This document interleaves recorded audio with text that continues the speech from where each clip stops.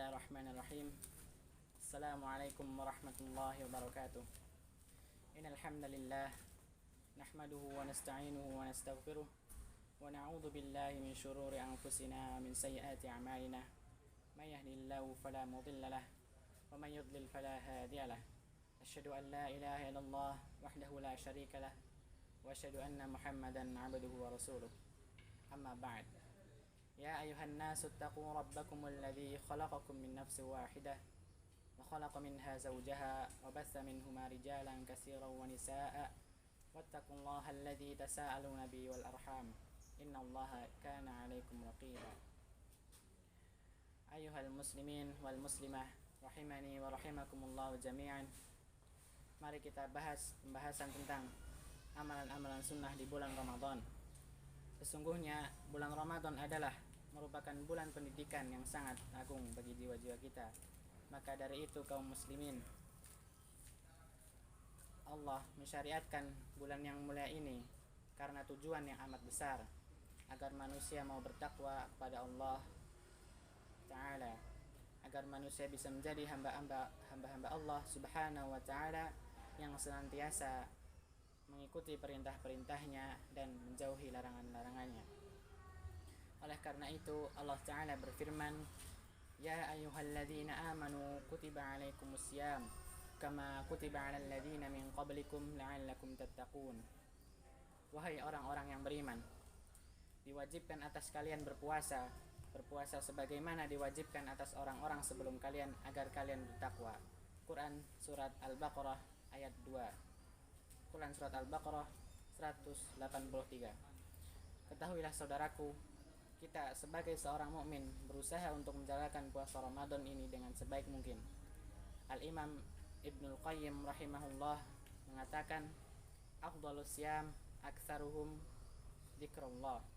Puasa yang paling utama adalah yaitu yang paling banyak mengingat Allah di saat kita berpuasa. Dan di bulan Ramadan terdapat amalan-amalan sunnah yang disyariatkan Nabi sallallahu alaihi wasallam.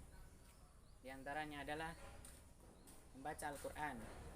Sedangkan keutamaan membaca Al-Quran banyak dijelaskan. Salah satunya adalah sabda Rasulullah sallallahu alaihi wasallam, Man qara'a harfan min kitabillah falahu hasanah wal hasanatu bi'ashri amsalha aqulu alif lam mim harfun walakin alifun harfun walamun harfun wa mimun harfun. Yang membaca satu huruf dari Al-Quran maka baginya satu kebaikan dengan bacaan tersebut. Satu kebaikan dilipatkan menjadi 10 kebaikan semisalnya. Dan aku tidak mengatakan alif lam mim satu huruf, akan tetapi alif satu huruf, lam satu huruf, dan mim satu huruf. Hadis riwayat Tirmidzi.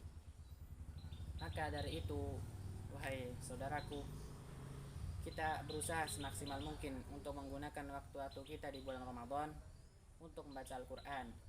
Sungguh ia agung sekali di bulan Ramadan ini, wahai saudaraku. Adapun yang kedua adalah memberikan makan fakir miskin. Kita berusaha untuk banyak memberikan makan fakir miskin. Dalilnya adalah An Sahl bin Sa'd radhiyallahu anhu qala Rasulullah sallallahu alaihi wasallam, Ana wa kafilul yatim fil jannah hakada wa asharu bis sabati wal wusta wa farraja bainahuma syai'an. Dari Sahl bin Sa'd radhiyallahu anhu, dia berkata, Rasulullah sallallahu alaihi wasallam bersabda, Aku dan orang-orang yang menanggung anak yatim kedudukannya di surga seperti ini. Kemudian beliau sallallahu alaihi wasallam mengisyaratkan jari telunjuk dan jari tengah beliau sallallahu alaihi wasallam serta agar melenggangkan keduanya.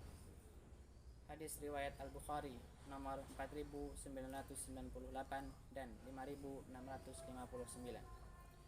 Hadis yang agung ini menunjukkan besarnya keutamaan dan pahala orang yang menyantuni anak yatim, sehingga Imam Al-Bukhari rahimahullah mencantumkan dalam bab keutamaan orang yang mengasuh anak yatim. Kaum muslimin wal muslimah rahimakumullah jami'an, Demikian pula Rasulullah SAW menganjurkan kita untuk senantiasa menjaga yaitu salat malam di bulan Ramadan.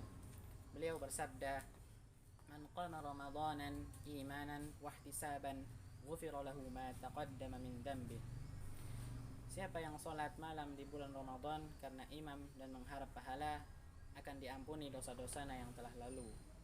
Hadis riwayat Bukhari dan Muslim.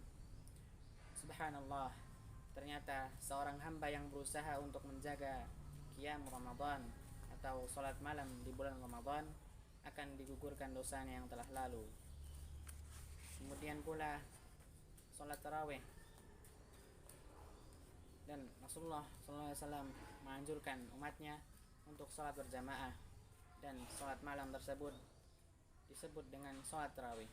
Beliau bersabda, "Man qama ma'al imam hatta yansarifa kutiba lahu qiyamu lailatin."